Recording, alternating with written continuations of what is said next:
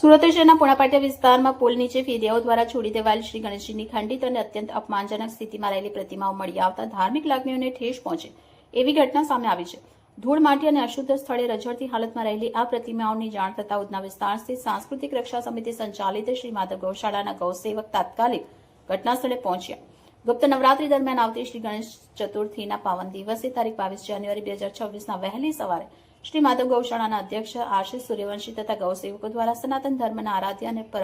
પ્રથમ પૂજ્ય એવા શ્રી ગણેશજીની અપમાનજનક રીતે તરછોડાયેલી 450થી વધુ પ્રતિમાઓને શ્રદ્ધા અને સંસ્કાર સાથે એકત્ર કરી દરિયા કિનારે વિધિવત પુનઃ વિસર્જન કરવામાં આવ્યું. આ પ્રસંગે અધ્યક્ષ આશિષ સૂર્યવંશીએ જણાવ્યું કે ગણેશજી કરોડો લોકોની આસ્થાનું પ્રતીક છે અને તેમની પ્રતિમાઓ સાથે આવું વર્તન કરવું અતિ દુઃખદ અને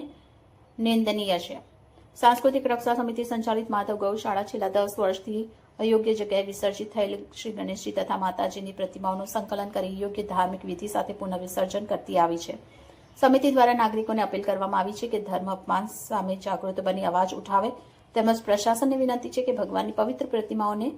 રઝળતી હાલતમાં મૂકી દેનાર ફેરિયાઓ સામે કડક કાર્યવાહી કરે તથા પીઓપી મૂર્તિઓ પર પૂર્ણ પ્રતિબંધ લાગુ કરે.